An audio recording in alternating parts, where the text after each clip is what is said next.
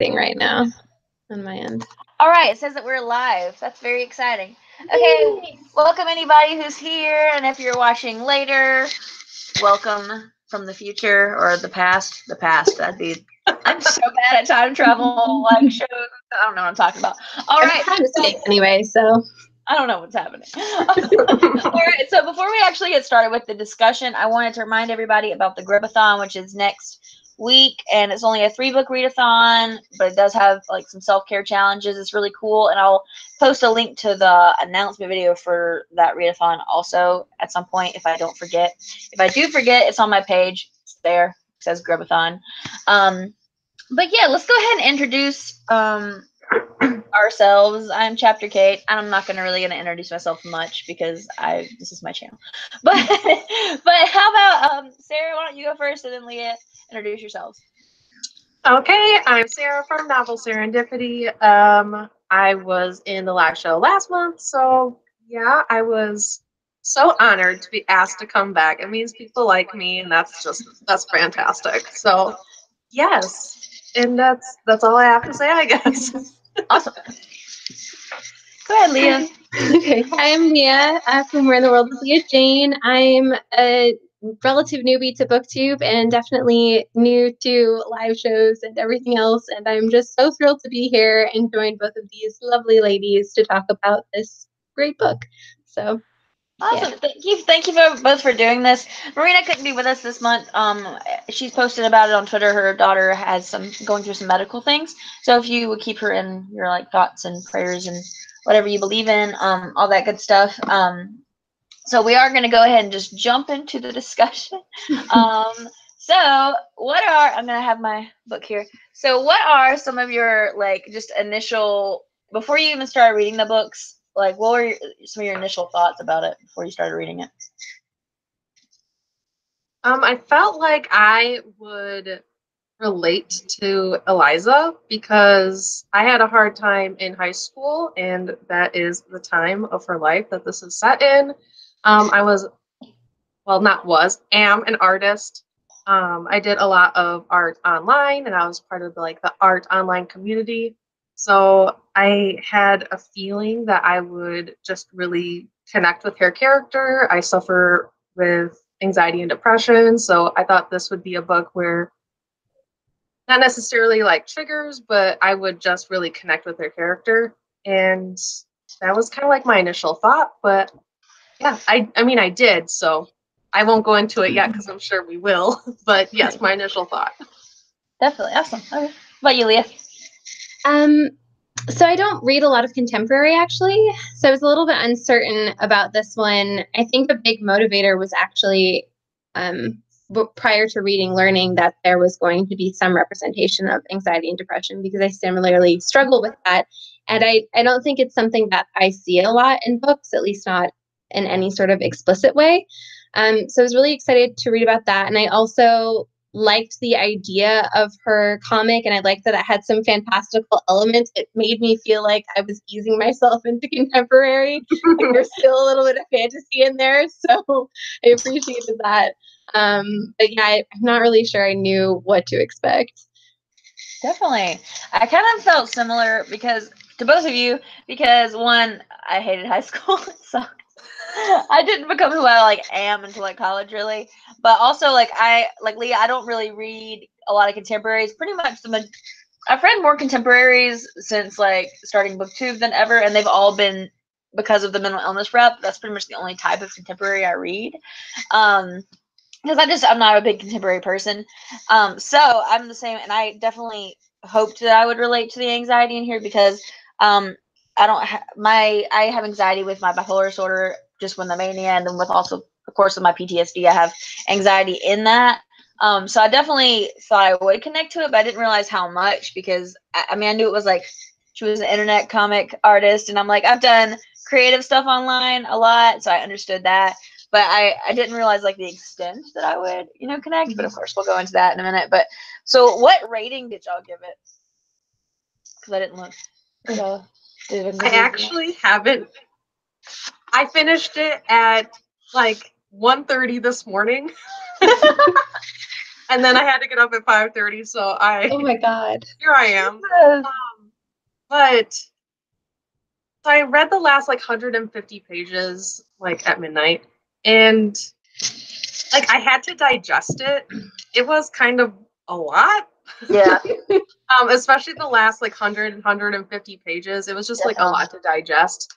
But I think I've been thinking about it like at work all day today, and I think I'm giving it a 4 out of 5 stars. So Okay.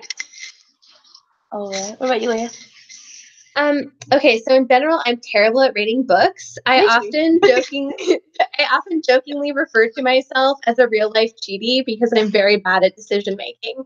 And, and this is like one of those decisions. I think if I were forced, I would probably say a 4, but I almost immediately spiral into what does that really mean? So let's just cut it off there and say 4 stars. That's fair.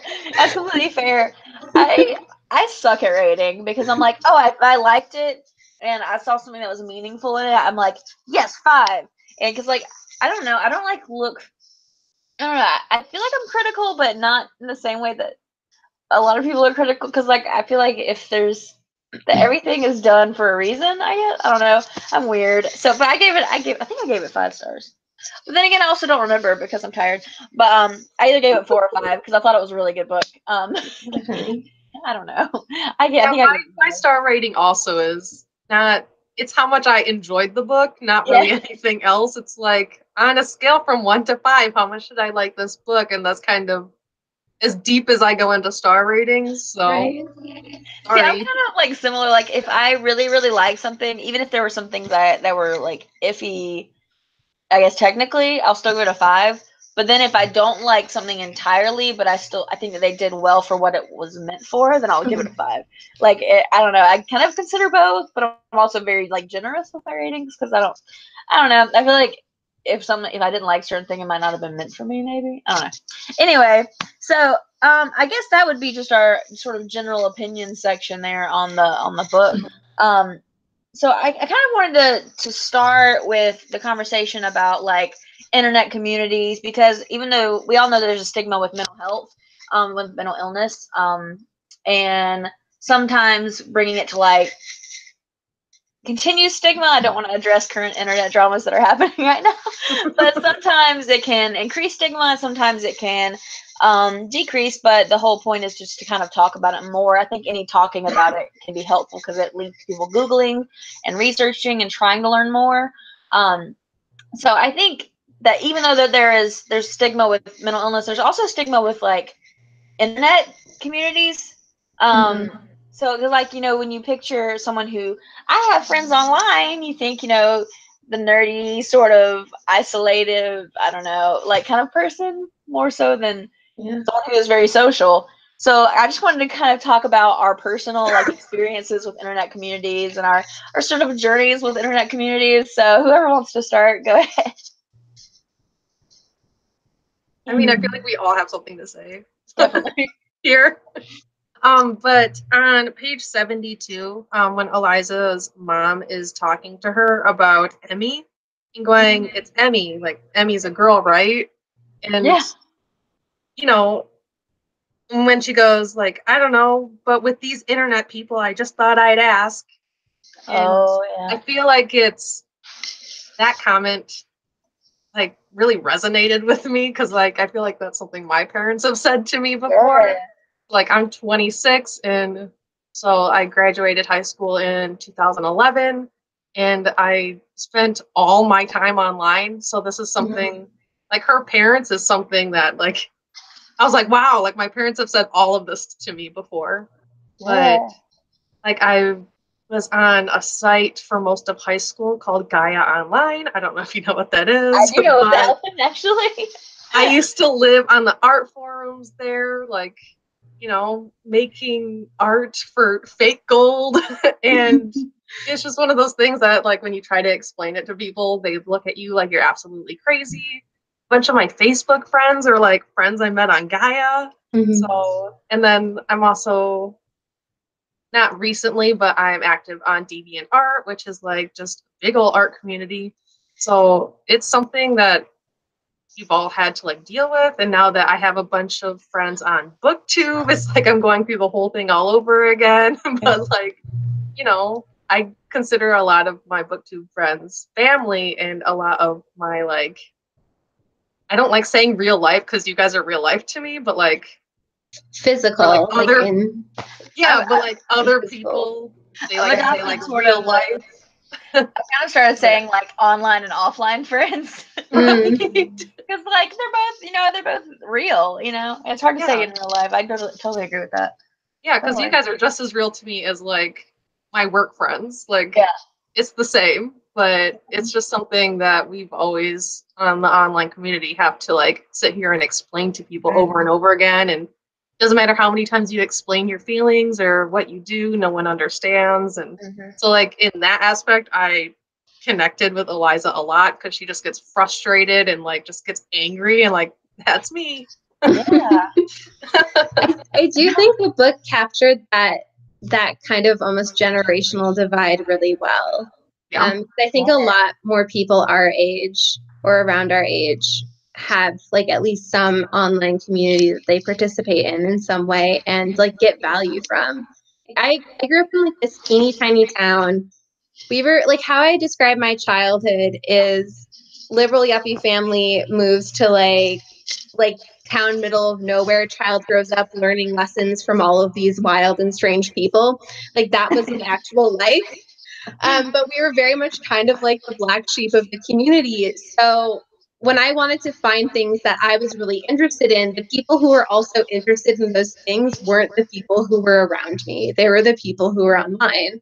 And it was just this great place where I felt comfortable being myself and exploring these interests that maybe the people like around me didn't like as much, or even sometimes actively looked down upon. So it's just a great way to connect with people. Just having someone to talk about your passions with, like, I don't know, like when I was in high school, it's just keeping it all bottled up inside. But when you went online, like you could just like spill your heart and soul out to people, and like they'd spill their heart and soul back to you, and like felt like you belonged. Yeah. And I mean, I think also like, did any of y'all read The Toast? It's No. so It it's sounds written by, familiar.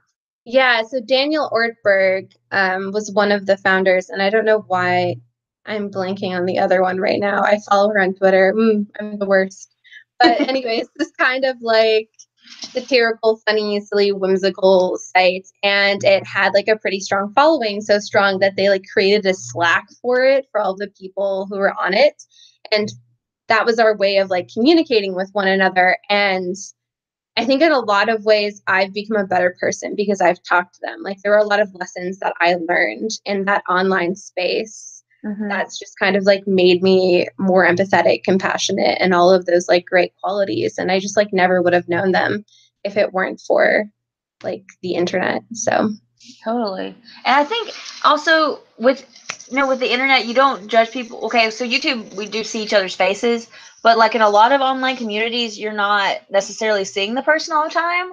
So there's some of the immediate judgment that comes along with just the way we're conditioned sort of in society, kind of is taken out of the equation. Like you can make friends without having to like look like somebody that they would go for, I guess. Like even though I sort of I never like conformed to like the popular people or whatever. Like I did have a certain type of person that I would look for, like for a friend, like someone who dressed kind of weird or someone who would like wear more dark colors. And that's the kind of person I would gravitate towards because I thought they understood me more. But that's still like a physical judgment. And with internet like communities, you don't have that opportunity as much to have a physical judgment. right. YouTube of course is different because it is very visual. But Leah, you said you had like a funny internet community story for us? I don't know about funny, but like I know previously we've talked about Neopets. Yes. And I said, oh, that's so weird. I could have swore it was in the news recently. And it was like they're developing an app. But the piece that I remembered, okay, are you ready? So here's the headline: Childhood ruined, Scientologist reportedly behind Neopets. Oh no. But it's more it's more that the founder used a lot of business practices that L. Ron Hubbard developed, and they were kind of questionable. So That is, I loved Neopets, so I'm sad. they tried to make like a knockoff Neopets one time, and I forgot what it was called. I remember this. What was it called? Oh, I don't remember what it was called, but I remember going there once and just being like, "Oh, this isn't even close." It was terrible. Yeah, it was so bad. It was so bad. So it was my sort of internet community experience. I was on Neopets, but I wasn't very social. Like I had friends that did like the role playing forums and stuff on that, but I wasn't really social on Neopets. My first sort of social internet community was on a website called Psych Central. I don't know if y'all heard it before, but it's like it's a website that has a lot of like mental illness resources, and apparently I haven't changed. But like it has like forums and chat rooms as well, and you can make like it was a pretty big community, but you can make like a profile, and the guy that was sort of over it was I'm pretty sure he was a psychiatrist. He was either a psychiatrist or a psychologist, and he was very like down to earth, and we were all like, hey, we want statuses like on Facebook. So he gave us like statuses on our page, and he would do like lead chats, and we would all like talk. And that was the first like real internet community I was into, and it was really easy to get close to people there because everybody was spilling, you know, like their problems online. It was because it was very much like a group support network, but it was online, so it was kind of cool. And that was when I was in high school. It was before I even decided to do a degree in like a mental health field. So it was really cool because I think I learned more about mental illness there than I did in class, to be honest. And so like that internet community was crazy, and I ended up actually like meeting a guy there, and we were like internet dating for a while, and that was weird. But yeah, it was weird. But I feel like that's a story that I want another time. yeah, it was cool. He was British. It was a thing. My mom wanted us to get married so she could wear a funny hat to the wedding. I hear that all the time. I'm actually engaged to someone who's British, and all my friends are like, "Oh, great! So now we get to wear the hats to the wedding." And I'm like, is that a real thing or no? It's not. I don't think it is.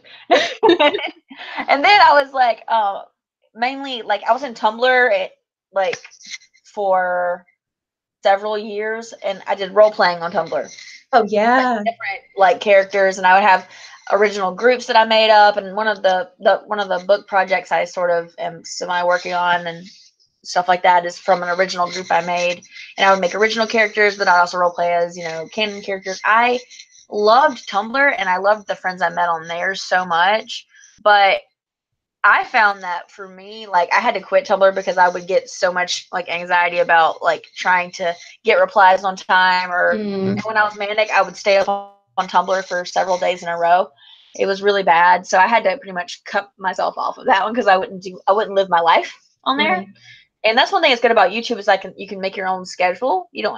Someone's not like waiting on you to reply to something, or, you know, some people like have a set upload schedule. I don't, because that doesn't work for me, but I do like that kind of freedom that YouTube gives you. But the weird thing about the YouTube community is you kind of have to have you have to have YouTube and you have to have like a Twitter so you can communicate. Yeah. So it's a weird thing. And then even with BookTube, it's such a small community that it's different. You can become friends with a bigger percentage of the community, but it's also weird because it's such a small section. It's a niche community, maybe. Yeah, definitely. The Red Queen of Books just said, like, being on Twitter is where I've made most of my friendships deeper through talking to everyone. I definitely I think that's so true, because I feel like YouTube, it's so hard. I feel like all of my comments are one of two things. They're either a stream of consciousness, like babble, or they are very formal. And so like it's so hard to like really get to know someone through those comments, especially because they're like just reacting to your YouTube video. But on Twitter, it's like so much more free flowing. Mm-hmm. I love. Yeah, and she also said how like Twitter is one of those that surprises people the most because you can make, you know, those connections like super deep. Like you can get to know someone on Twitter. I actually met my boyfriend on Twitter. Now we live together, but like that's so cool. But yeah, like I didn't use Twitter for like 2 years, and then I started BookTube, and I realized like it was a necessity. And so like now like here I am, and I basically live on Twitter all day because that's where you guys are. But it's weird how like I make sure I talk to like most all of my close BookTube friends like on Twitter every day. Like, and it's not like it's also like me messaging them or them messaging me like, oh, I haven't heard from you in like 3 days. Like, are you okay? And it's just like, I don't know, like it's so real. Yeah, I like it. I think it's interesting that Twitter has become such like an easy way to like make friends because your characters are limited. Yeah. You know? And it's kind of like interesting because I think because of that we choose our words a little bit more carefully. Sometimes, some of us, not everyone that's on Twitter, obviously. Not gonna go there at the moment, but like you know, like I feel like it kind of prompts you to think a little bit more. But you know, back to sort of how Eliza deals with that. You know, I agree that it's sort of interesting how she also avoids looking at certain things online.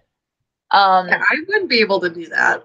Yeah, it's hard. It's like not looking at your comments on your videos or your views on your videos. Like, I upload a video and like every 5 minutes, I'm like, hey, what's going on? Refresh. That's actually why, like, I can kind of understand where she's coming from because I think, like, I think in a lot of ways, Monstrous Sea was like her escape. It was her safe place, and she talks about how sometimes she needs space to herself, and that's what she'd done. Like, she created it in that way, and kind of by reading it, you're letting all of these people in and creating not just anxiety, like socially, but also about your art. And I've actually like what I've found to be the most therapeutic thing is I just hid all of my subscription numbers because I can't handle looking. It goes up, goes down. Like especially I think a few days ago I lost like several, and then I was like, that's it. I can't look at this because I get obsessed about it. It makes me worried that people don't like me or like everyone's just going to disappear or something like that. So it's like I have to like cut myself off because otherwise I get like obsessive. I totally And understand she that. definitely did that too. Like she won't let herself look. She has people that like takes care of all the commenting and admin stuff for her. And like I don't know, like I'm also like I feel like I should cut myself off, but I also don't have that like self-control. Because like I've been stuck at the same subscription number for like 2 weeks now, and it's like in the back of my mind, I'm like, wow, this really bothers me. But then I'm like, oh no, it's not supposed to bother me.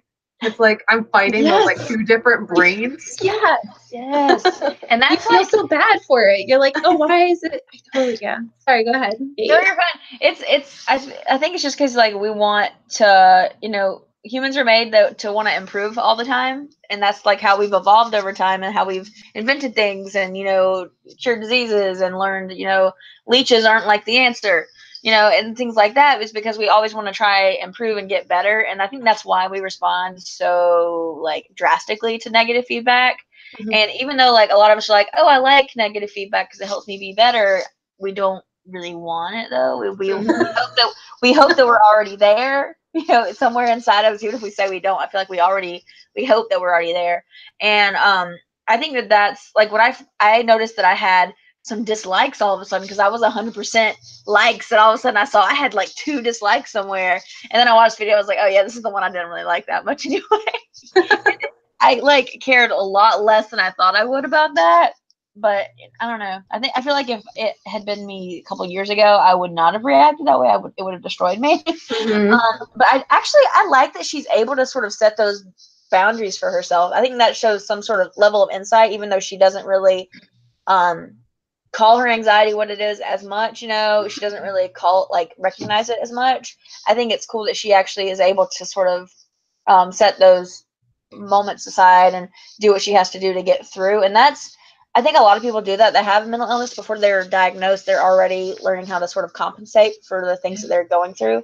And one of her main things is, avoiding, because she avoids going out. She avoids looking at her comments. She, avoids social interaction, sports, and anything that's going to create a difficult or emotionally strenuous sort of situation. I don't know. Mm-hmm. That was a rant. How drastic her life changes when she like lets herself look at the comments. Yeah. You see like how it affects like her mental health and even like her physical health. She wasn't sleeping, she wasn't eating, and kind of, I mean, her anxiety was giving her panic attacks to the point where she was collapsing. Yeah. And I mean, I feel like that happens to us that like really care about like our numbers, but on like a less drastic level.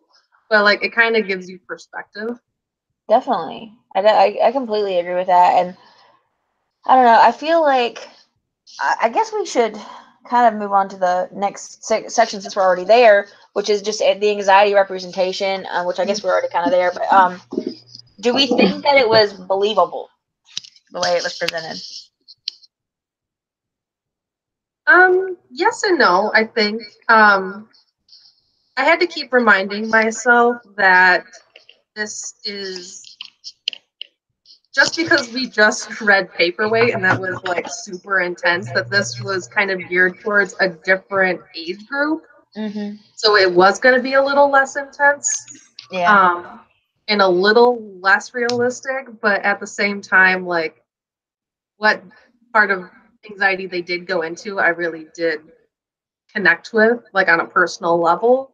I've been through a lot of that, but like they didn't go so far into it where I think like it could be triggering for some people, but not to the point where I think it could be like really bad just because of like the age group it was focused on. Yeah, there was definitely a gentler sort of approach Yeah. than with Paperweight. I actually kind of thought, sorry, I'm like moving away from Paperweight. I don't want to like if we have more things to No, say about. that's totally fine. No, we're not. That's fine. It was a quick reference. It was just an example. Sorry. So basically, in the beginning, I think she felt a lot more like that angry teenager trope, like I'm a teenager, therefore everything's terrible. And the more I think about it, the more I wonder about like how kind of bad that trope is. Mm-hmm. Because so often it could be related to anxiety. Like why I know when I get more anxious, I can become more like snippy as a way to like, and it's almost like another defense. It's like it's my way of saying please stop talking to me when I don't have the way to communicate that, because I simultaneously, like every time Eliza did that, she's like, I'm a terrible person for doing this. I'm so terrible. And I remember feeling similarly, like if I were a good person, I wouldn't be doing this, because I didn't have the tools to understand that like what I needed to say and what I could have said was like, I want to have this conversation, but right now I need some space. And like you're not taught, you're never given those tools. And so a lot of ways you come off as like angry. I definitely agree with that. I related, that's one of the things I think I marked the most. When I was marking this, my green and yellow ones were like all like relatable things, but you can't really like see them in this lighting or anything. But like there's so many just relatable, and half of them are just the anger she had. Because I am the same way. Like anger comes out immediately, and Raven said the same thing. She said she turns into a dragon when she's really stressed or anxious. Same. And it's because the part of your brain that responds to like fear, the sympathetic part of your brain, it's that fight or flight. And if we're in a situation where we can't run away, which is, when you're a teenager, you're stuck in that house, you're stuck in that situation, you can't walk away because you're in trouble, you can't get out of the car because you don't have a way to get home, you do feel very stuck. So the only other option is that fight response, I think. And I mean, I don't have a doctorate, but like I think that's why we usually go to the anger. And I think the fact that they showed that in here and not just her, not to compare it to another book, but like, like in Shatter Me, she's just very scared, like for the majority of the book. And in a lot of books, when you see like anxiety represented, they're just very scared. And that's, that is one representation of anxiety, but it was nice to see anxiety presenting itself in this way, because it does show more understanding for when someone's anxious becomes angry, because they have a set way in their brain that they can survive a situation. And if you're not allowing them to have that, then they're going to become, that anger is going to come out because that's the only other option. So. You make a really good point there, because I'm also like that. Like if I don't have the words or the patience to try to find the words to explain myself or explain my feelings, I resort to just being angry. Like a very scary human being. I know this after the fact. And I know this about myself, but like in real time, like I just snap. Like I go right to the defense of like cutting people's heads off. Like it's just I don't know. It's just like like you were saying, my defense mechanism. But I think a lot of teens with anxiety do have that problem, and like until you said it, like it's not really represented that way.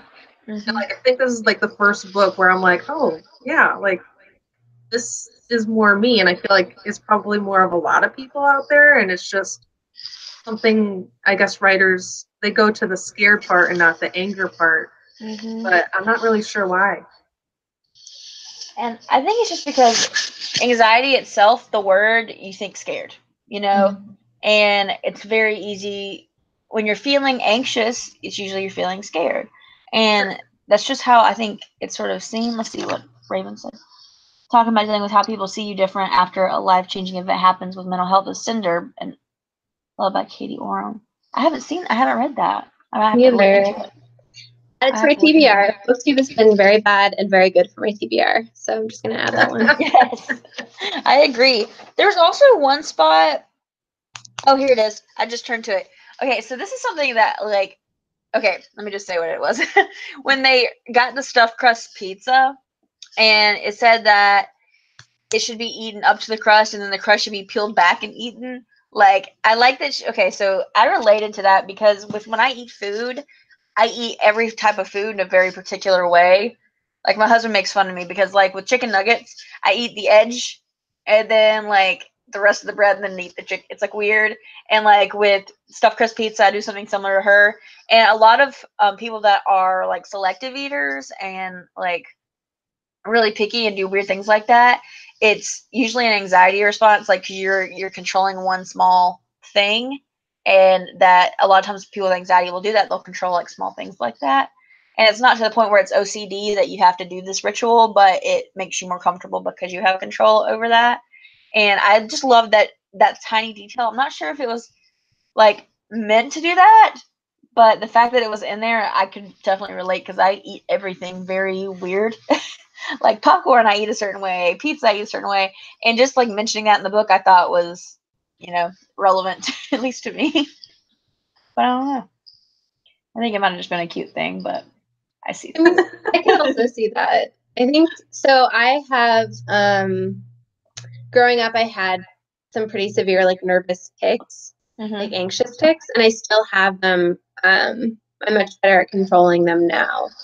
And I think what I really appreciated about that scene is when so she's saying like Wallace gets it, right? Like he's not judging me for all those things. I feel like a lot of people around me didn't know how to react to my anxious tics or like nervous tics. So they'd just be like, why are you doing that? Stop doing that, stop doing that, stop doing that. And that just made me want to do it more because it was like a calming process for me. So I think in that way, like even that small little thing, and knowing that the author also had anxiety, or has, or deals with, I should say. Yeah. It makes me think that it was probably intentional, but Yeah.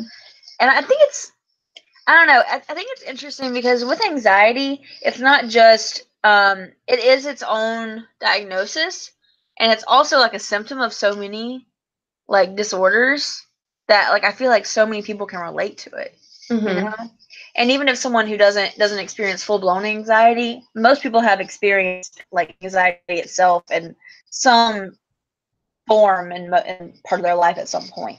Where not everybody has experienced it to the point where it's like kind of debilitating, but like like a lot of people have experienced it. But I love, and I like that you mentioned Wallace because I feel like she spent a lot of the book worried about how he sees her and doesn't actually question like the things that he does that are different and not actually typical. Yeah. Which I'm gonna move into in a minute. But are there any other really things that you kind of thought were good at kind of anxiety representation that she did? Yeah, like I have a kind of a couple of things. Another thing I really resonated with was she talked about how when she was younger, she tried to do all the things her parents wanted her to do. There's this little anecdote about her taking swimming lessons and trying so hard they had to like I think they had to like take her out of the pool, but she was like flailing and hailing water. And oh, I related to that. I wanted to please everyone, like even if it wasn't a thing that I liked or was good at. And if I wasn't good at it, I became even more stressed because I want to be good. I want to be good. I want to be good. So that was very familiar to me. Totally. I feel like that is also, I don't know if what y'all think, y'all tell me, but if I feel like that's also another form of avoidance, because if you just go along with it, you don't have to confront. It's another kind of way of confronting that avoidance. But I think it's interesting that she develops being able to do that with her parents, but not other people. I don't know. And how because when she was struggling like halfway through the book, when she says, when Wallace asks if they like will go hang out like outside of her bedroom, like out in the wild. Yeah. In the wild says, outdoors. Right? She says, I start to say no, then stop myself. I have to try because I'm doing it again. I'm shutting everything out because I'm frustrated and tired and because the real world is difficult. And like that, those couple of sentences resonated with me so much. Like so many times people ask me to hang out and like I have to talk myself into saying yes. Mm-hmm. And even when they went bowling, she comments like, I don't even know why like I even was thinking like, no, I don't want to do this to begin with because she's having such a good time. And like, even though I know I'm going to have like a blast or the time of my life and I'm like, it's just going to be a positive thing. Before I go and do it, I still have to talk myself into going. Even knowing in the back of my mind, like it's screaming that like, you're going to have a good time. Like, you are, but like, I still have to talk myself into it. And like, so that paragraph, I was just like, wow. Yup. Me. Yes. Yeah. Same. And the thing is, like, it never really goes away. This is another thing that frustrates me about my anxiety. Is like I could have done this thing, whatever it is. Maybe it's like going to a class or going to a party a number of times and had a great time each and every single time. But my anxiety is like, this is gonna be the time it's not great and everyone's gonna hate you. And I'm just like, why are we like this? Please stop. It's like those like little things that get retweeted in those memes, and it's like, oh cool, I have this, and then it's like brain, but what if? Why do you do this? That or like I feel like I'm not gonna have the energy because like my anxiety and depression takes so much out of me that like at the time I'm like, God, I'd really just rather like stay home and watch Netflix, or I'd really just like rather go to bed early. Like I had to like talk my like even that part. It's just like one, I know I'm gonna have a good time, and two, I know once I'm out of the apartment, like I'm not gonna be tired anymore. Like totally. I have to like remind myself. Like I'll even say yes and like contemplate like canceling like 8 times. Like I go and then I'm like, wow, like I was being stupid the entire time. It's fine. I also like when she went out. I don't remember which section it was in. She said something about, and when I decided that I needed a break, I would just turn away, and they would just let me. And I thought it was like Wallace's friends. Mm-hmm. I think that also kind of came with the fact that they were used to Wallace and kind of accommodating Wallace. And I feel like that part was not as realistic. Mm. But I think it's just because it's really hard to find like people offline that get it. I don't know. I know people get very agitated when you like cancel on them, but then I also have like one friend, and he's awesome. And if I'm having a bad day, I can be like, "Hey, I'm just having a bad day," and he's like, "No, I totally understand." And so there's like some people you can kind of communicate with, and I like that she kind of found that in Wallace's friend group. Let me think. What else was I going to say? I don't remember what else I was going to say about that. But anything else anxiety-wise? There's some stuff going on in the chat. I'm blind. You think you're on with I don't wear my glasses. But you look good though, so you look good with your glasses too. But anyway, it's gonna be able to see your eyeshadow because it's like obviously a canvas up there. It's gorgeous. Okay, so Raven says anxiety and negativity makes you your own worst enemy because it makes you overthink everything, and that she says that she suffers from depression also, so she can relate. And then Bubbly Bookend says, when I look supportive in the dictionary, there's a picture of Wallace's friend group. Yes. Oh, yes. I totally agree with that. They're so good. Like, they're so good to him. And I just love that. I want that. And I always like after they find out about Eliza, like, I love how, like, they all still accepted her, even knowing, like, she lied the entire time. And I'm sure they felt, like, super, like, stupid for, like, sitting there, like, basically talking about her without knowing they were talking about her. Especially with, like, the chapter with, like, the lost page when she, like, uploaded late. How, like, they were talking about her basically the whole time, but then at the end of the book, like, they accepted her and, like, her reasoning, and, like, it's like they understood. And I don't know, like, I liked it. Like, I really did too. was it Cole who was like, okay, yeah, this is kind of cool? And I'm just like, okay. He was the last one to come around, wasn't he? Yeah. Yes. And, like, I don't know, I thought it was one of those moments where you're reading the book and you're just like, oh, yeah. I don't know, that friend group, like, I want to be a part of it because it seems like they each have, like, their own thing going on, or, like, their own, like, mental headspace, and they all just accept it. Yeah. And I also am kind of, like, wondering if part of that is because they are all creative people. And, like one's an artist, and, like, a couple of them write, and they do stuff like that. Yep. And I don't know if that's, you know, in every community, and maybe I'm just biased because I'm a creative people.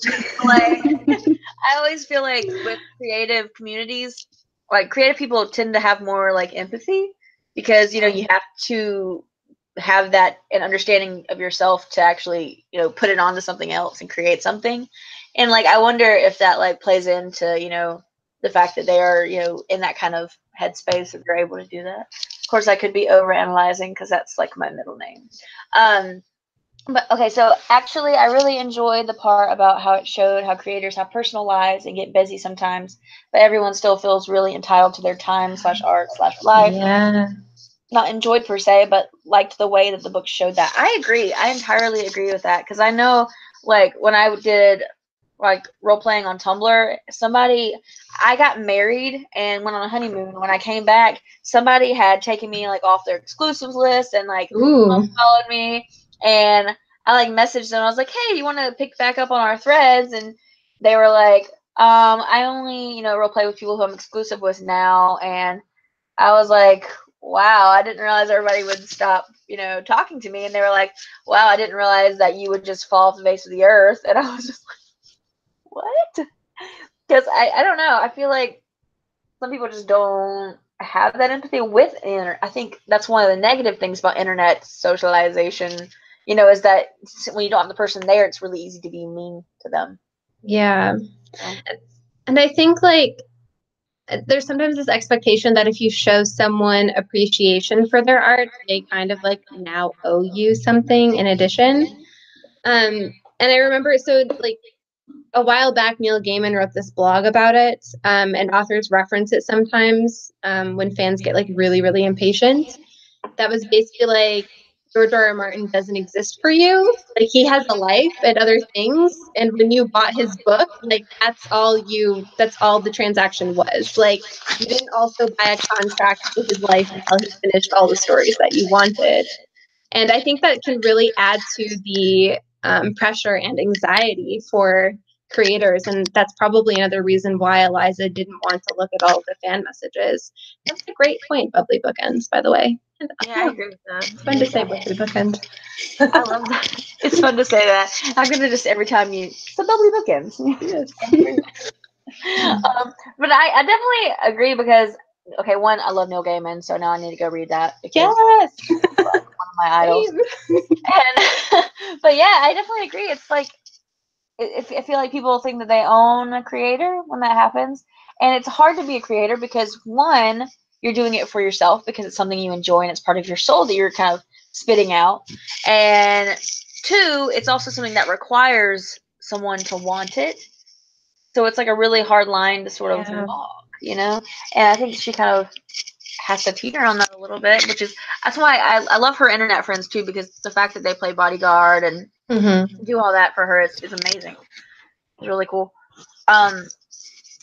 Anything else on the anxiety rep before I move to the other representation?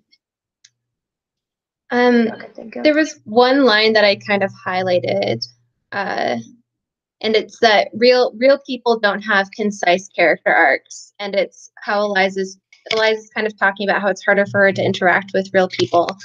She says that they're harder to empathize with. I'm not sure if I quite agree with that, but it's like they're less predictable. And so this is the other nice thing about being able to create things is even when authors say like sometimes their characters do things they didn't expect, you can always kind of course correct, right? You can self-soothe by modeling or shaping this world. I think that is interesting. I don't remember that line. But her talking about like real people, that's interesting. I feel like she, because of the wall she builds, that she sees the real people sort of like she kind of switches it. She sees her creations as real and the real people around her as not as real, because she's kind of forced to disconnect with them. Yeah. Because of the anxiety. Interesting.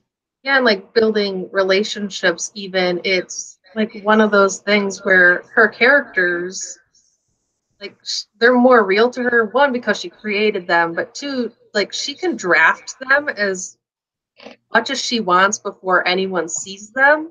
Where like human interaction, like you have one shot to like make an impression. After something comes out of your mouth, like you can't retract that. You can't draft it.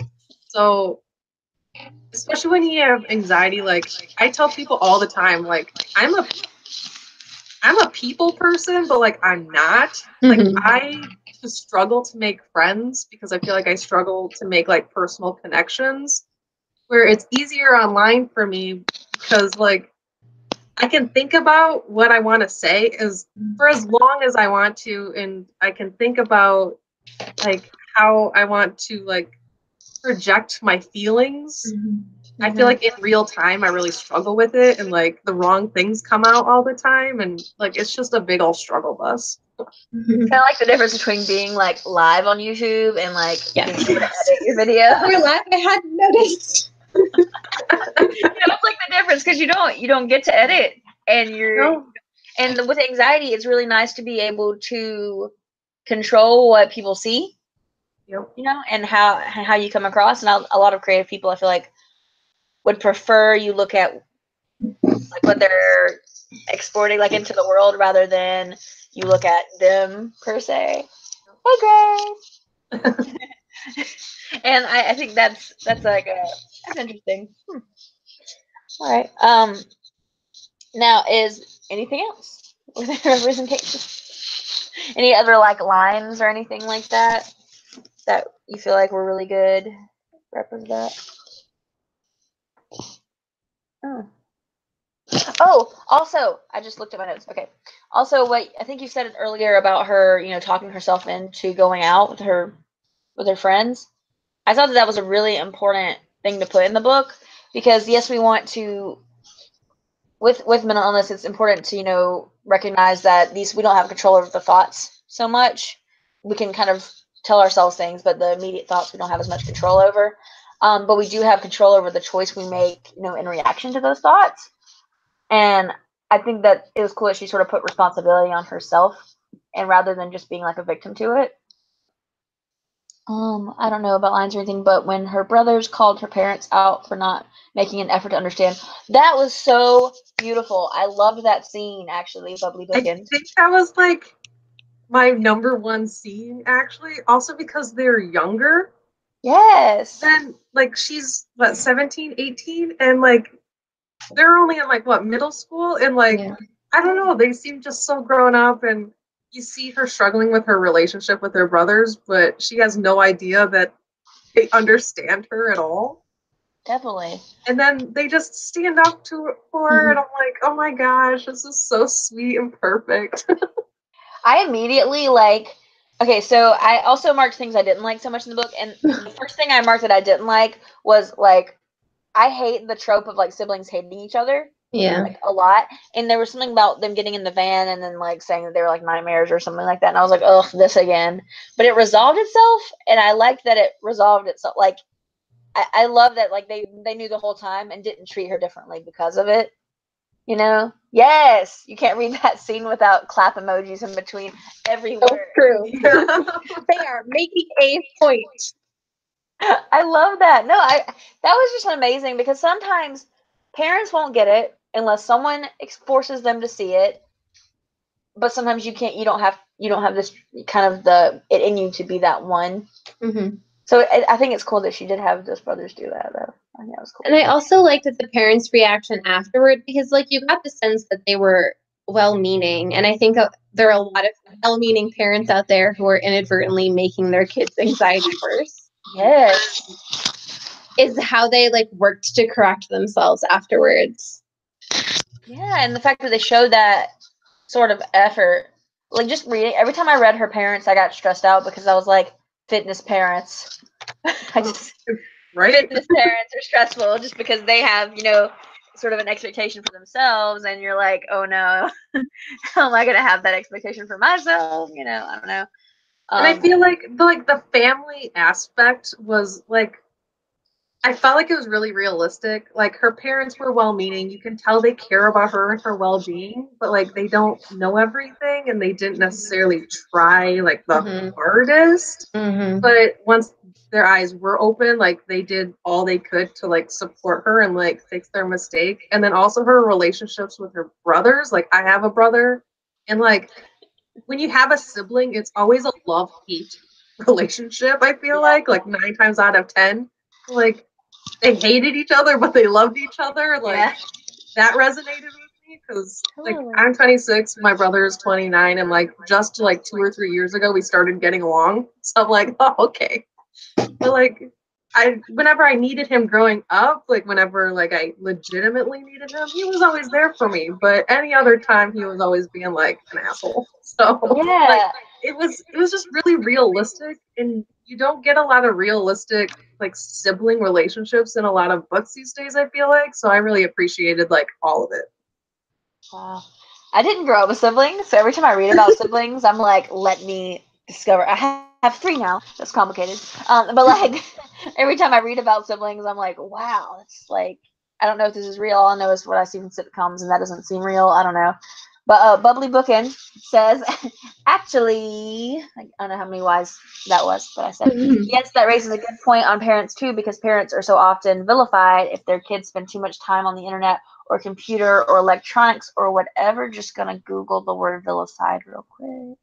Because she's like made to be like the villain. Like okay, yeah, that makes sense. That makes sense. Okay. I feel like vilified, the 2 words that for some reason my brain mixes up is vindicated and vilified, which are very bad words to mix up. Yep. I know, because they're like what it is. Very different. That's what I was doing in my head. I just wanted to make sure I knew what it meant before. Okay, so yeah, and that's so harmful to the kids who have that place as their haven and their friends and stuff. Yeah, I like seeing parents that are allies, or at least trying to be.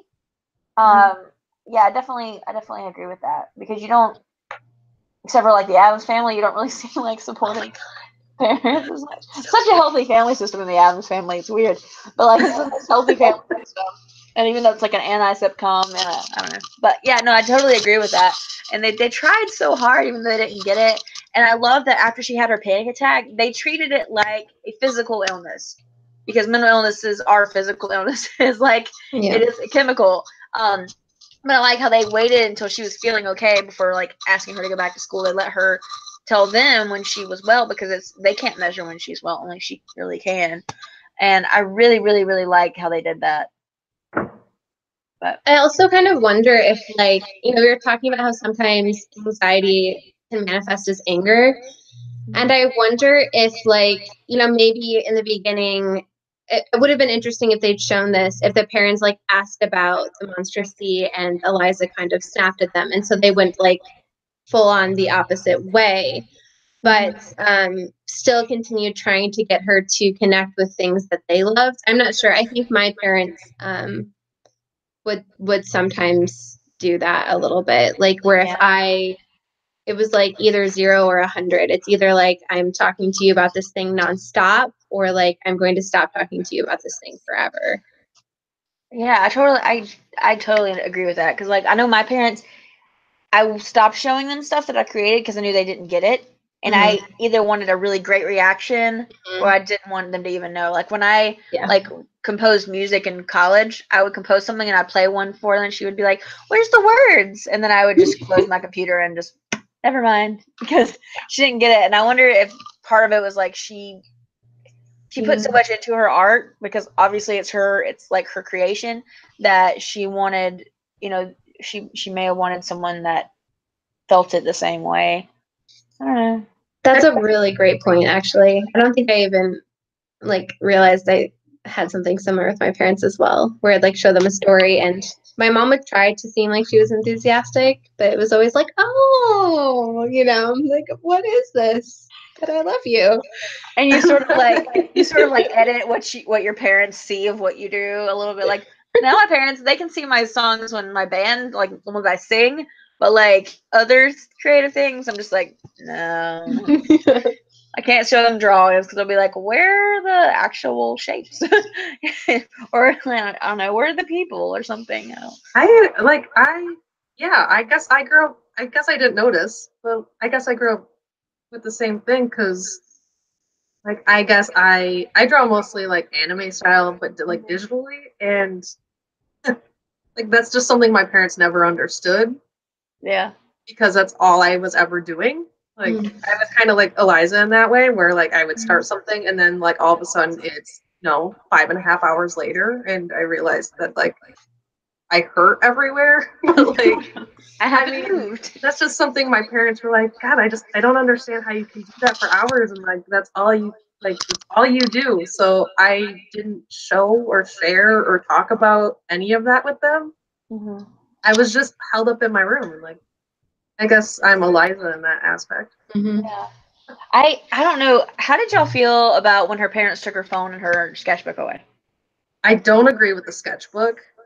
Yeah. Especially like the phone, I can kind of see like my mom had like a thing, because I was always online, like no phones, like during family time or during dinner, like stuff like that. And I can kind of see why they took it away during like a family, vacation weekend. But like the sketchbook, like I don't know, maybe it's just because it hit me personally. Like if my parents took away my sketchbook, like I wouldn't have been Eliza. Like I would have not have said like a single word. Like absolutely not. So I feel like she was more grown up than me at 17 if she got her sketchbook taken away. But maybe it's just because it hit me on a personal level. Yeah, I kind of agree. Like the phone is a little bit more understandable. I really wish they had given her. I feel like if they had understood the extent of what it meant to her, like maybe like an allowance of time, or something. But I definitely the sketchbook made me a little stressed and angry. But yeah. I think they just thought as like, if we don't take this, she won't connect with the world. Like that was kind of their extreme measure. They just were like, let's do cold turkey. That always works well. And I agree. I think a more measured response would have made sense. Yeah, I definitely agree. It's like, I don't know. It's hard. Let's see. Raven said, to me, a person I've had taken where I could not write or draw, it would have made me cry. Totally. If it was like, your sketchbook is extension of if you're constantly using it. I had some time where I couldn't be separated from my sketchbook, and I don't know if that had been taken and that was like my primary outlet at the time, that would have definitely like made me stressed out and angry. Since it's 8:00, let's go ahead and move on to other representation real quick. There's not a ton of it, but there's a little bit. With Wallace, I've never seen like selective like mutism represented in a book. I don't think. I don't know. Me neither. It was something completely new for me, and like I guess I don't have a lot to say about it because I don't completely understand it. So if either of you two do, have at it. It's usually like if someone's gone through something traumatic, they'll basically be selective in where they speak or where they don't. Like it seemed like he could like control it per se. Yeah, and Like, it's like, is that normal? yeah, because I mean it's called selective because they can like, it's like they choose where. Okay. They can speak. It's just they choose kind of like where they speak or like in what situations. And it's kind of like, you know, we were talking earlier about sort of controlling like eating things. It's kind of just, but it's your speaking. And I think that that was very realistic because it was connected to a traumatic event, you know, and like in smaller circumstances, he can do that. And I think with a lot of people, when you're, I mean, at least I know with me, like if I'm out in a restaurant, I have to sit against a wall or I'm very anxious the whole time. If I'm with my friends in a room, I would prefer it, but I don't have to sit against a wall, like because it's in a safe environment. I think that that was well portrayed. So the selective mutism was basically like more of a control thing, like a coping mechanism. Yeah, a lot of times I feel like it. I'm not an expert, but like, I mean, I'm a professional, but I'm not an expert. but with, yeah, it's very much like kind of controlling your environment and things like that. So, but and I found that it was kind of ironic that he mentioned, you know, about that book series that she was kind of obsessed with. How like he's like, I like how depression is in this book, and she didn't even realize depression was in those books. Did you see that it's a web comic? Yeah, I saw that on the sleeve of the book. They mentioned it. Like I need to go read it, I think. Did you know Yes. Children of Hypnos is actually also real? They're both real. Oh, really? Yeah, and they're both written by the author. Yeah, no, I did see that because on the back or somewhere. Oh, yeah, in her little blurb, like her little mini bio, it says, she's also the author of Made You Up and Eliza Merck's favorite, Children of Hypnos. So it's on Wattpad and Tumblr, I think. Yeah, I did look at it today. I love that the author did that. Like that she has that sort of she went into sort of that depth with it. It's really cool. But I just like, I thought it was ironic that he mentioned that how most books on depression or like any mental illness kind of end in the person deciding whether or not to commit suicide. And then the book did that. Sort of. Did you say you do like it or don't like it? I thought it was interesting that he mentioned it. I don't like that most books do that, but I thought it was ironic that he mentioned it and then this book ended up doing that also. You know? I kind of like predicted that was going to happen at some point. Yeah. When I was reading, when they kept mentioning the wayward point. The well house turn? Well, yeah, that one. Oh my god, every time they said it, I was like, oh no. Yeah, I was like, such dread. Maybe jump off of that, and I was like terrified. Yeah. And gosh, I thought. See, I wasn't ready for Eliza to think about it after they mentioned that's how Waltz's dad died. I thought like that was like, yeah, the thing, or like, oh hey, this happened. That's why it's like a thing. So like when she was parked like right there, yeah, I was just like, oh my god. And I then was very my heart was beating so fast when Wallace showed up, and I'm like, oh my gosh. And then Wallace tripped as he was like trying to run to her. And, like almost took off her mirror, and I'm just like, ah. Yes. Oh my gosh. I felt but I was the same way, like I was on guard for that to happen. And then when it mentioned his dad, I was like, oh, okay. And then it went to the other, and I was like, oh gosh. It felt, I don't know, I wasn't expecting that though. Once it got just like the way that she was kind of dealing with things, I didn't expect that level. Yeah, because they in the book it mentions her anxiety like the whole way, and then I felt like her depression crept up on her, which is it's realistic. Like depression does creep up on you like out of nowhere. Yeah. And I feel like the representation of that was really realistic because it not only caught Eliza off guard, but the readers reading the book off guard. Yeah. And like I felt like that part was really well written and like really realistic actually. So you're right. You're actually, I didn't think about that. It does kind of mimic the real life experience with that. And I remember actually the first thing I flagged in the book was like, it says coffee might help. Coffee might also send me into spiraling bouts of depression.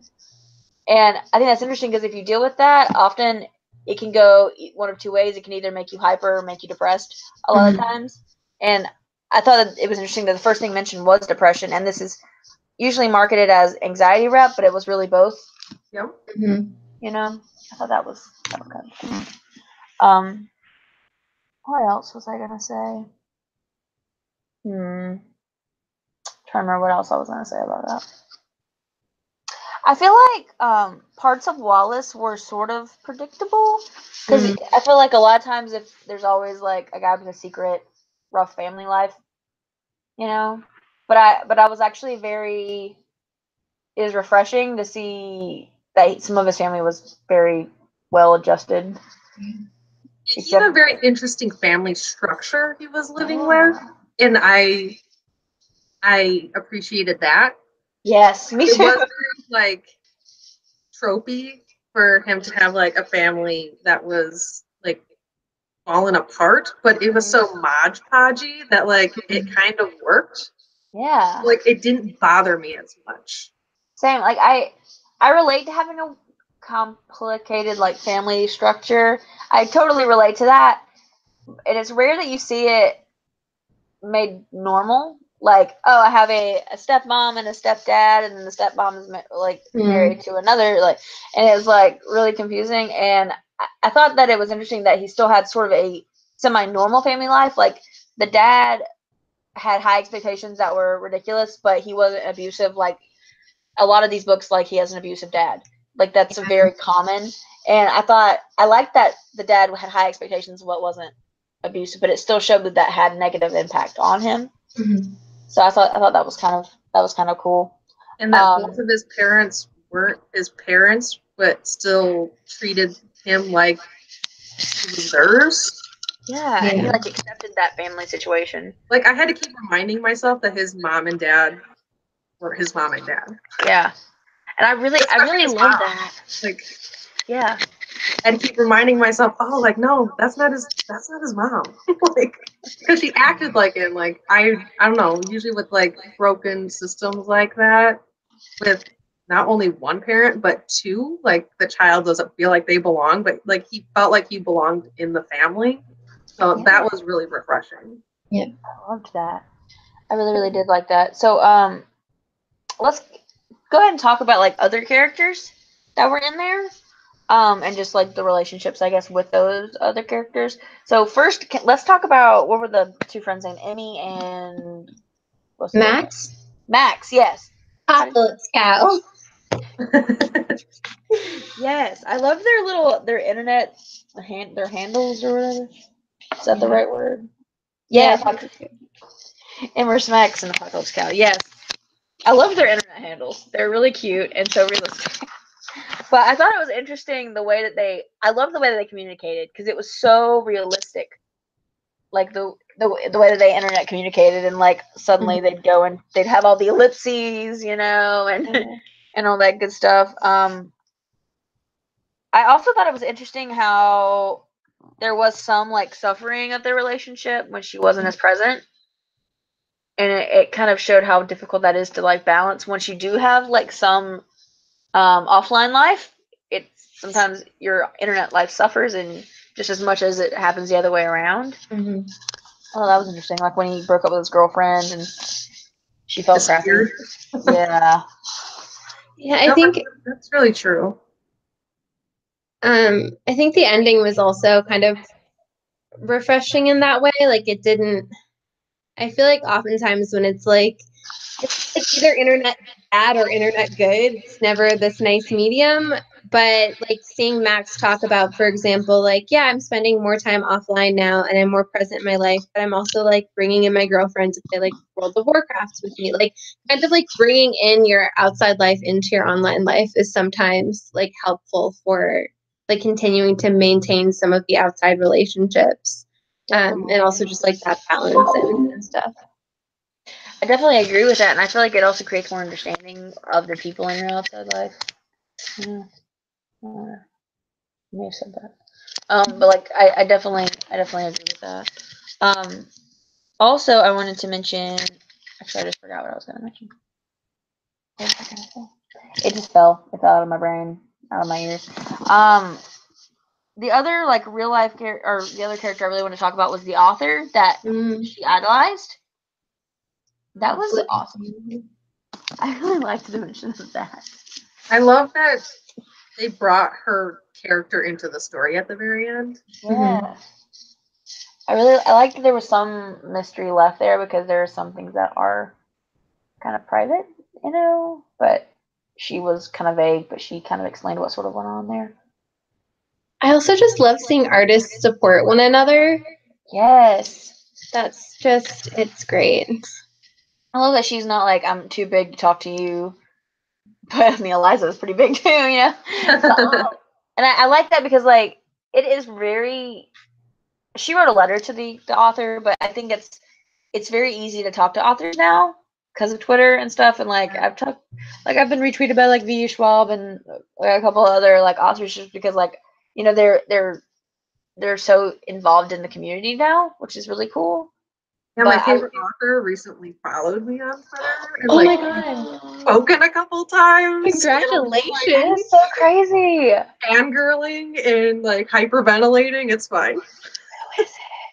Yes. Who? Who is it? Oh, Josephine Angelini. If you watch any of my videos, she's the author of Trial by Fire and. Oh yeah. Okay. Yeah. No, I've heard you talk about that one. Wait, did you do a makeup look based on that?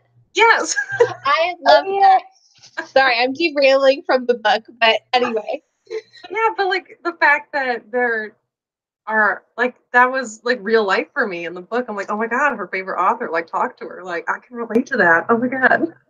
That is so cool. I remember like when I got followed by Robert Beatty. I don't know. Do y'all know who Robert Beatty? He did the I don't have the like Out of Reach, the Seraphina and the Black Cloak. Those like books. Oh like, yes. Books, because he's local. Like he's not far from like North Carolina is not far. It's like half an hour from me, and he followed me before I ever even said anything about him, and I like freaked out a little bit, and I was like, Robert Beatty, and like it was crazy. But my first tweet experience with Victoria Schwab was the worst thing ever, and I feel I don't even talk about that. It was embarrassing. Anyone else have really positive author interactions? Yes, Eric Lindstrom. I don't know if y'all know the book A Tragic Kind of Wonderful. It's wonderful, isn't it? I think it's wonderful. It's either wonderful or beautiful. It's on my TBR. It's really great. It's a great bipolar representation. I made a review and I almost cried. And I tweeted, I was like, I felt some kind of way about this book. And then he said, I felt some kind of way about like watching this. Yes. Oh my gosh. I love it. Okay, so you said that, but Bubbly says, I mean, I read their book. That's positive, right? Yes. I totally agree. It's very positive. And like Kat Howard, she wrote An Unkindness of Magicians. I like any chance I get, I'm like, freak out about her book. And every time I do it, she like likes it and will comment, thanks. And it's like, oh, it feels so good. It feels so, like I recently read Four Muse of Fire by Heidi Hillig. And I loved that book. And she like tweeted me 3 different times. And I was like, oh my gosh, are we going to be best friends now? I mean, obviously we're not, but it felt like how easy it is. She appreciated me being happy. And also that she wrote the book, more importantly. Exactly. I love that. I try to take any opportunity I can to like tweet something positive when I love something, because I want them to see, like, you want creators to see the positive, because then they're more inspired to create also. That's a little bit selfish, but also because it does mean something, and it's good for them to sort of know that it meant something. So yeah, that was awesome. I didn't know how, well, it's not common, but I feel like authors are one of those creators that like go out and kind of talk to their audience per se. And like that wasn't a real thing for me until like last month. But like, so in the book, after I read this, after it like happening to me like last month, I was just like, wow, like maybe it is like a real thing. So I'm glad you guys are telling stories, because like, I don't know, it makes me so happy inside. Yeah, it's awesome. It's I feel like part of that is because authors do have to somewhat self-market a lot of times. you know, and then y'all both at the same time and like nodded in unison. And it was really cool looking on my screen. But like, no, I think that it's a lot of that is because they have to like sort of self market. Where they the other character I want to talk about is the teacher.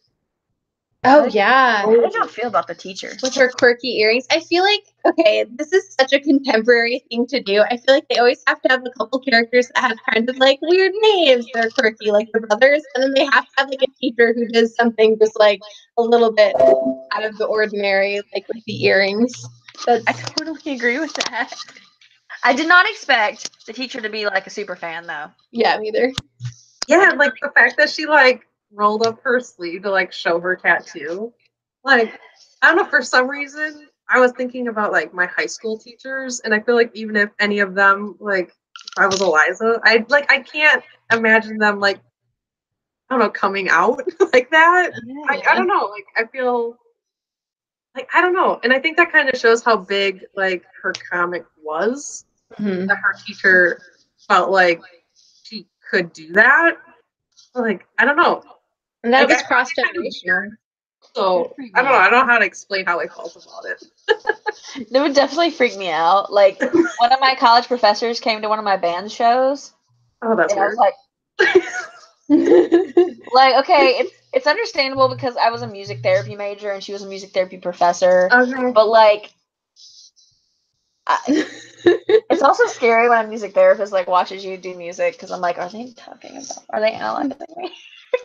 I have my creative writing teacher from high school. I'm friends with her online, and I was in the Gay Straight Alliance. I was the S in the Gay Straight Alliance in high school, and I'm friends with that teacher on Facebook. And then I have my Hinduism Buddhism professor from college. I'm friends with him. But like, I don't know, like I still don't know how to interact with them. Even like we're friends. I totally like I can interact with some of my music people, but not others. Like others. Yeah. I think there's a level of comfort there and like different levels of formality. One of my professors is trying to get me to call her by her first name, and I have tried so hard, but it just feels so wrong to do it, like to break that barrier. Yeah, because you get into like a habit and like you see them as something, and I feel like when you change the name, you change like the perspective. Right. And it's just weird. Yeah.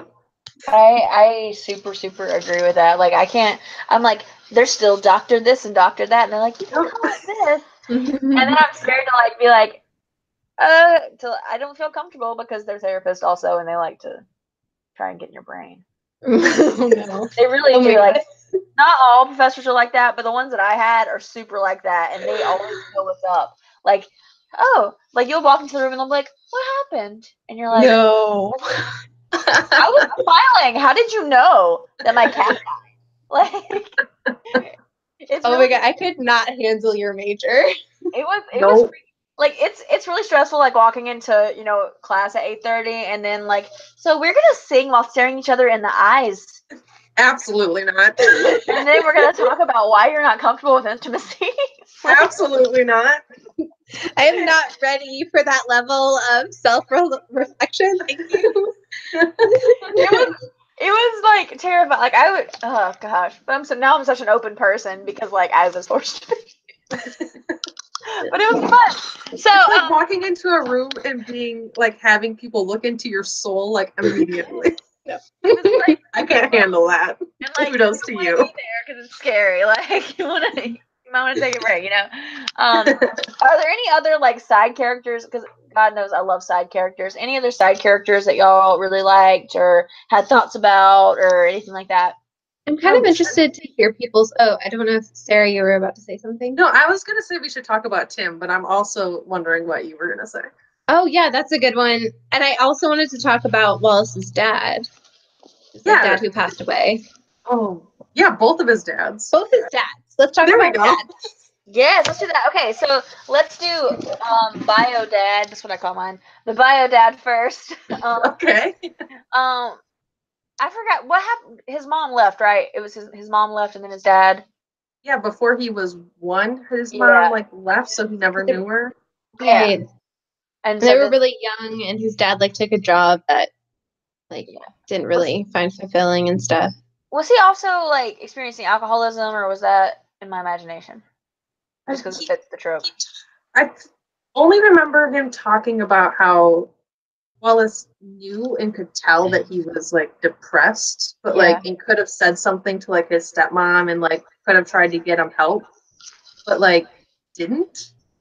Yeah. But I don't remember like anything else about that. I think it's interesting the survivor's guilt there is very realistic. And I feel like it's something he probably realized after the fact. Like he probably wasn't like, oh wow, yeah, my dad's depressed, I should tell someone, like in real time. I feel like it's probably something he analyzed after everything happened. Yeah, and a lot of times it is like you don't really realize until someone's gone that like, oh, I just wasn't paying enough attention, or I didn't want to see it, or maybe it wasn't that obvious as I think it is now. Yeah, I think it's also like similar to what we were talking about anxiety, like how anxiety is portrayed is not always realistic. It's very similar to depression. Like the signs that we think are linked to depression aren't always. And so because we make these assumptions about how people should behave when they're depressed, like we might miss the actual signs. I definitely agree with that. And if you think about like celebrities that you've like discovered are depressed, like a lot of them are comedians. And like kind of seeing that is very counter, intuitive, I guess, if that's not the right word, to like what you expect. Like, because usually, like I know in sitcoms and like movies and stuff, you see the depressed people as wearing all black and being sad and mopey and lonely and not the like cut off, not sense the of funny humor. guy. Not like the funny guy and stuff. The guilt would have been so real too when you analyze backwards like that. Bubbly Bookish says. I definitely agree. Yeah, because like you can, if you look back, you're like, oh, I should have seen that. Now that I do see it, like I should have seen this. I should have. As many therapists will say, you should all over yourself. I've heard that too. And I think that also brings up, I think with both of his dads, when he was telling Eliza, like, oh yeah, your parents are like human beings. Yeah. Like they make mistakes, and like, have you seen that yet? And I feel like he said that and like realized it probably after like seeing his like bio dad like at the table and like when he let his guard down and didn't know he was around and let his guard down, that like, yeah, you're like, they're human beings. Like he had like that one instance, like that one life altering like thing happened to him where like he could see it more vividly than Eliza could. So I found that really interesting. And like now that I'm an adult, like I have a different relationship with my parents than like when I was a child or a teenager. Like they're more friends now than parents. So like they're still parents, but like their walls come down more often. And I think it's really cool to just kind of see sometimes. I mean, it's sad but cool at the same time, depending on the circumstance. But I thought it was really interesting how there was representation for that. Definitely. I don't think that's often like noticed in books that, oh yeah, your parents are human, and like at some point you discover that, and because you kind of idolize your parents because they're what you have till your example until you're a certain age. Definitely agree with that. So, and then his stepdad, I don't know, his later dad, his most recent dad, the newest his addition. current dad. What am I saying? I don't know. Please continue. I don't even know. What'd you say? I said, what am I saying? I don't know. Please continue. I don't know. That one. And whatever that person is. I think it's interesting how likable he is, but then he's also strict. Like I don't know. Yeah, because you could see how much Wallace, I don't know, like cared about how much he cared, but also didn't. Like you could tell that Tim, later dad, like he cared about his future, but he didn't know about how to go about like voicing that. But like you could still tell he cared. He was just going about it like the totally wrong way. I totally agree. And also I wanted to address a comment that's in the thing. I don't know who she is. addressing, but that's not appropriate, and I will block that because I'm not okay with that. Can we, because I think when I hit block, it only blocks for me. Yeah, we're gonna remove it because I don't think that's very respectful. I also wanted to, let's see, we talked about the two dads. I feel like it's interesting because Wallace, I don't think he has very, like, any ill intention or ill feelings towards his stepdad, I guess. We'll just call him that. I don't think he doesn't seem to have any, like, ill intentions towards him, which I think it was nice. Okay, we're blocking this. It's not okay. I understand that's an honest opinion, but it was unnecessary, so we're gonna go ahead and block that. Okay. So I want to go ahead. Do y'all have anything else to say about the dads before we move on to the other side characters? No. No. Okay. Let's see. Who else did we have in here? What other side characters did we have that we wanted to talk about? I mean, would it be a stepmom? Vivian? Is that right? Yes, okay, so I thought it was interesting because I'd never seen that name before except for in The Cruel Prince. Okay. Yeah. And Wait, who? Vivian? Vivian, his stepmom? Wait, no, except you said you'd never seen that name before, except for what? I think it's The Cruel Prince that has it. Vivi? Yes. Yeah. So I thought that was kind of interesting. Also, like, I thought she was so sweet. And Yeah, she tried to, like, was really heartwarming. And she tried to be like a buffer almost with the other dad. There's a good balance against him, I think, who, like, I don't think he understood where Wallace was coming from even a little bit, and probably didn't understand the background of his dad either, like with his bio dad, and the sort of conversations that they had. Yeah, so it was great. It was great to see that she understood it, and she was like, okay, I can't always stop this, but I can, like, follow up with him later and be like a positive force. Yeah, definitely. I agree with that. And I do think he's trying in his own way to try to help Wallace, I guess, like, get more out of life. I think in his own way, and I think she understands that, and that's why she doesn't, like, completely go off on both of them. I agree with that. Also, we didn't really talk about, like, the bullying that happened at, like, the kind of start of the book. Yeah, with the two guys. I feel like that was unrealistic. I think it felt very tropey. It felt like what people think bullying is, like monkey in the middle in high school. Yeah. And I feel like bullying doesn't. I haven't seen that kind of bullying. I've seen other kinds, but not that kind of bullying. I don't know. Like, I didn't hate it, but it also seemed kind of forced. Yeah, exactly. I feel like it was just to show, oh, these are bad. Give, like, some sort of antagonist. Yeah. Almost. I feel like that was part of it, and just so you could see, like, later that they were different, and also to create sort of a drama to bring those two together. I don't know. Any other side characters that y'all wanted to discuss at all that you can think of? I think I'm out of those. So last section, do y'all have any favorite quotes at all?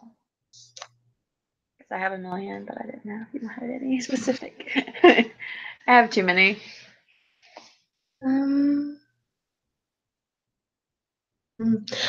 Actually, I'd really love to hear people's interpretations of like, you found me in a constellation, because I feel like that was one that was repeated a lot, and I'd love to hear what people took away from that. I thought that was so cute, and I thought it was just the cutest thing. My favorite quote's also one of the comic quotes, but, like, I totally agree with that because I don't know. I feel like with the constellation, all stars are beautiful, and saying that he found her, or she found him, or whoever her characters found each other, it's like finding one thing among, like, among all these other beautiful, very bright things, and finding them there. I thought that was such a pretty quote. I also like that he used it as the subject line. Yes. I like how she talked about how her fans take one line like that and make a million different fan arts, because that's so realistic. Yep. That is so real. Like when I did like Tumblr graphics, I'd like take one obscure line from my super weird side character, because of course I role played the side characters also, and I would like put that in all of my like ads and stuff, you know, because that was like the quote. I thought that was funny and realistic. I don't know. Also, there's monsters in the sea. Yeah, that's my the one that's tattooed and stuff. Like that. Also, that one. Like those two main quotes that you kept seeing, I felt like they weren't necessarily explained, but like could make your own interpretations of it, and I like really appreciated that. I did too, and I my interpretation kind of was like, oh, they're monsters in the sea. It's kind of like that's very ominous. Kind of like anxiety is like, oh, there are scary things out there that you might not be able to see, you know. And I thought that was kind of that was my interpretation. But I love how many different ways it can be sort of taken. and actually, this is like slightly away from quotes, but kind of related. I liked how in some ways Amity's art kind of matched with Eliza's a little bit. And how they both progressed, and how, like, you know, all of those lines that we're talking about, how the themes in the story somewhat, and some of the lines in the story were like interwoven with her real life. Yes, I totally agree. And like amity was That's how I said it. Okay, yeah, that's what I thought. Okay, had like that sort of, not necessarily evil, but that kind of parasitic almost spirit. And I thought that was super like representative of her like anxiety. And I thought that was really cool. That was really cool. There was a bunch of like representation in the book that you could just interpret however you wanted. Yes. Like I really appreciated that, because even that in and of itself is like art. Like I don't know, I really appreciated that. I agree. I totally agree with that. So, any other quotes or any last thoughts about anything in the book before we head out that y'all can think of? I don't think so. Okay. Let me think. Oh yeah, just a reminder for those who are here now. I talked about it at the beginning, but the Groupathon's next week. If you wanted to participate, it's just 3 books. 2 of them are kind of more set, but one of them is pretty much a free read, and there are self-care challenges, but you can participate as much as you want or don't want. And there's more information about that on the Green Ribbon Twitter account. Do y'all have any like parting things y'all want to say before we go? No, just that just like last time, this was really fun. Anything you want to say, Leah, before you go? Yeah, I think I'm just really happy I joined. Like, you've been lovely. A lot of the booktubers have been lovely, and this conversation was just like, I don't know. It feels nice to like talk about the sort of things that we talked about. I feel like I really related to a lot of what everyone said. I'm not being very articulate, but no, you're fine. Emotion is happy. Thank you so much for joining us too, because you had a lot of great input, and everybody in the chat, y'all had great input, except for one that was like really rude. So I'm glad that we blocked that malarkey. So you're all beautiful, and those comments were unnecessary and don't make any sense because you're all gorgeous. So I know I'm gorgeous. So, I guess that's all for today.